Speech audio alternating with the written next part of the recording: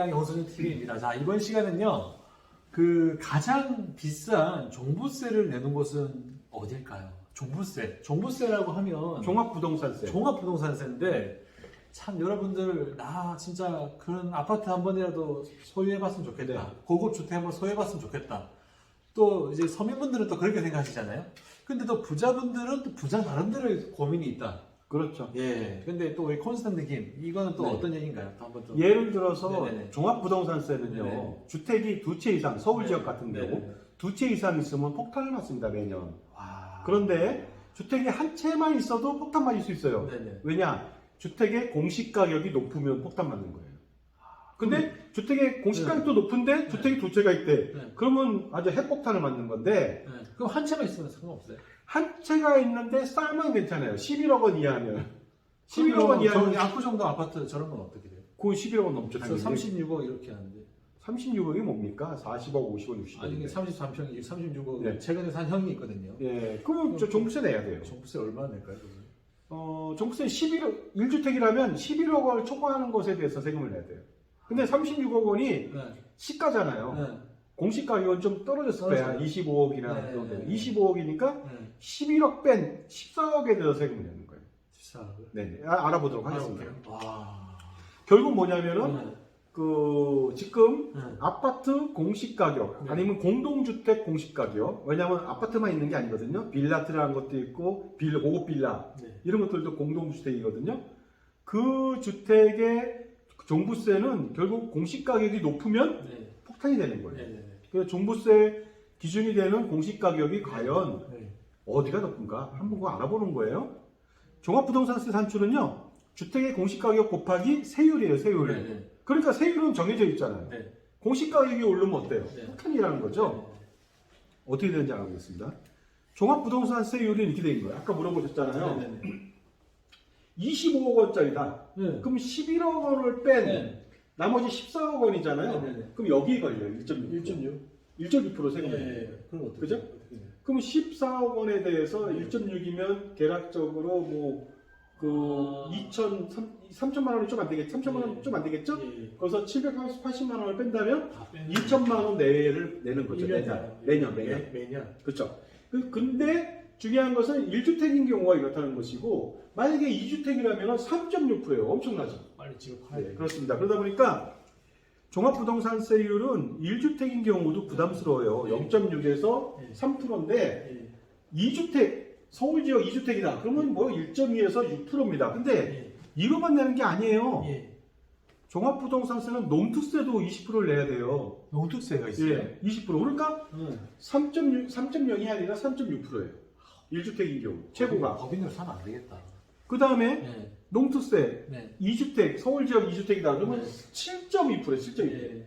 7.2%를 매년 내면 예. 한 12년 살면 13년 살면 어떻게 돼요? 대충 자기 집 다 내야 돼요. 그렇죠. 그죠? 이러다 보니까 그 주택의 공시 가격이 높아지면 세율도 높은데 네. 당연히 종부세 폭탄이 네. 예고가 된다고 보시면 되겠습니다. 네. 그런데 만약에 주택의 공시 가격이 100억 원짜리도 있을까요? 100억짜리 들어보셨어요? 있을 것 같아요. 있습니다. 있어요. 이것보다 훨씬 높습니다. 맞아요. 한번 알아보도록 하겠습니다. 네. 매년 종부세를 2억 원씩 내는 사람도 있어요. 와. 예? 놀랍죠? 이거 낼 수 있어요? 아니 낼 수는 있을 것 같아. 돈 잘 버는 사람 낼 수는 있을 것 같아. 아니, 은퇴했어. 그럼 2억 원을 내려면요, 그분은 다른 투자를 뭘 해야 되겠네. 4억 원짜리 연봉을 받아야 돼. 그러니까. 그래야지 거기서 세금 이것저것 내고, 세금 한 1억 5천에서 2억 내고, 네. 나머지 돈으로 종부세를 내야 되는 아이러니가 벌어지는 거죠. 아, 그래가지고 제가 보니까 강남 부자들을 제가 요즘 많이 알거든요. 아, 예. 아, 그분들은 이렇게 이미 잘 사시는데도 불구하고 고가 주택에 가지고 계시니까 종부세 부담이 여간 뭔가 이만저만합니다. 그만 계속 뭔가 투자를 하시는 거예요. 네네. 돈을 자꾸 돌리시는 거예요. 네. 돈 통해서 투자해서 뭘 자꾸 내셔야 되나 봐요. 세금 내야죠, 세금. 자, 그런데 그 네. 2021년도 기준으로 네. 최고 공시 가격이 아, 그 공동주택 공시 네. 가격이 나왔습니다. 네. 더 펜트하우스 청담이 되겠습니다. 야, 이거는 저기 그 기업 회장님들 그 누구냐 그분이 가지고 계셨는데. 네, 근데 여기에 네. 보면은요, 도대체 얼마나 비싸길래 네. 그런가 한번 알아봤어요.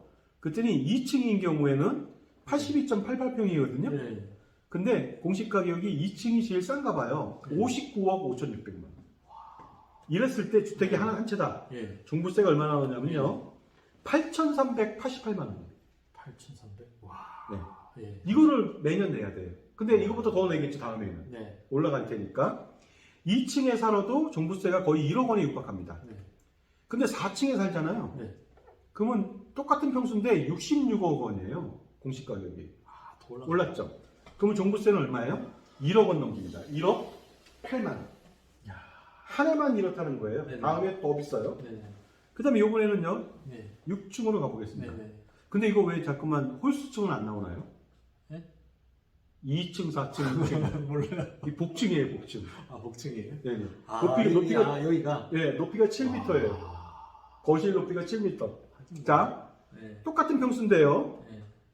71억 8천만 원이에요, 공시가격이. 종부세는 1억 1,500만 원. 자, 8층은 더 비싸겠죠? 네. 76억 7천만 원이에요. 네. 이게 작년도 기준이거든요. 네. 올해 아닙니다. 네. 종부세는 1억 2,800만 원. 야. 야, 점점 비싸집니다. 10층 가볼까요? 네. 81억 6천만 원. 네. 집 한 채가 81억 6천만 원이에요. 공시가격이 시가격보다 더 높겠죠. 아, 엄청나네요. 자, 이랬을 때 종부세는 1억 4,100만 원. 네. 많죠. 우리 자, 11층도 기대되지 않나요? 이게 근데 우리나라에서 공시지가 공시가 가격으로 가격이 제일 비싼 제일 비싼 공동주택 가격. 뭐 한남더일이 아니고 뭐 네. 저기 뭐 아땡땡님이 사는 그 130억짜리 그런 게 아니고 아, 물론 이제 2층부터 4층 이거는 최고는 아니죠. 네. 여기서 말하는 건데 펜트하우스 말하는데 펜트하우스가 네. 한번 보겠다는 펜트하우스 아. 가려면 계속 층을 높여야 돼요. 그렇죠, 그렇죠. 12층 보면은 네. 86억 4,900만 원인데 네. 종부세가 드디어 1억 5천을 넘깁니다.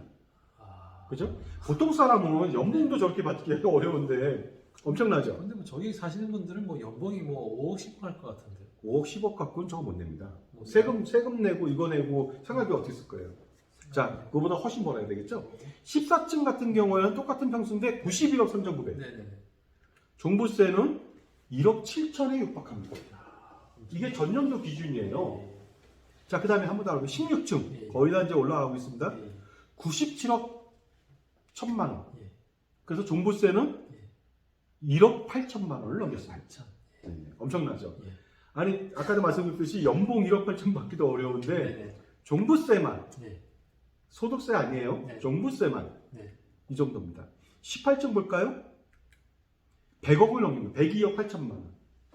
그러면 종부세는 주택 하나만 갖고 있다 하더라도 네. 2억 원 가까이 돼요. 1억 9,700. 네.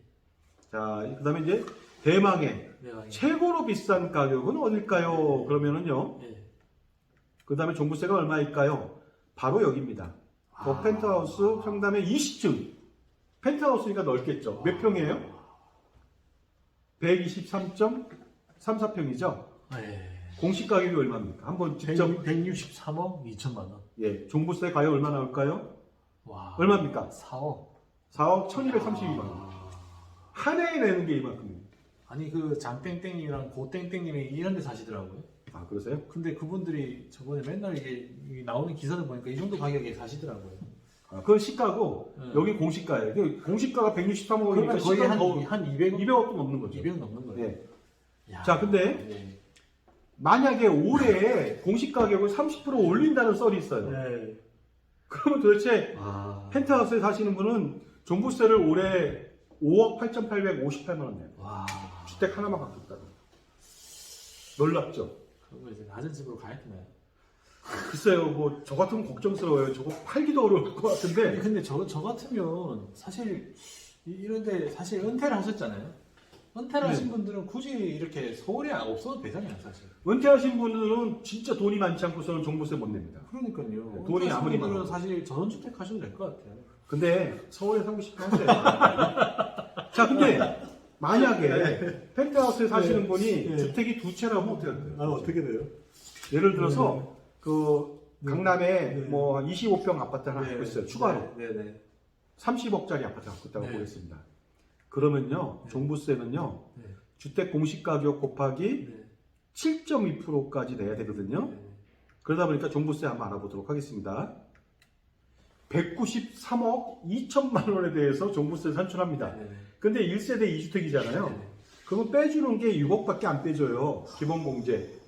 그러면 과세 표준이 얼마예요? 네. 187억 2천만 원. 네네네. 여기에 대해서 이제 7.1% 내야 돼요. 자, 알아보겠습니다. 그러면 과표 187억 2천만 원에 대해서 6% 네. 그 빼기 네. 누진공제액 1억 8,596만 원 합니다. 네. 그러면 종부세만 나오는 금액이 네. 9억 3,724만 원. 네. 근데 종부세는 농투세 20%더 붙는다 그랬죠? 네. 그러면 9억 3,724만 원에 20%. 20% 농투세만 1억 8,745만 원. 아. 이거 두 개 합치면 얼마입니까? 네. 결국 총 네. 11억 2,469만 원이라고 하는 네. 종부세를 내야 됩니다. 야. 엄청- 만약에 이분이 10년 동안 산다? 네네. 그러면 종부세만 112억 원을 내야 돼요.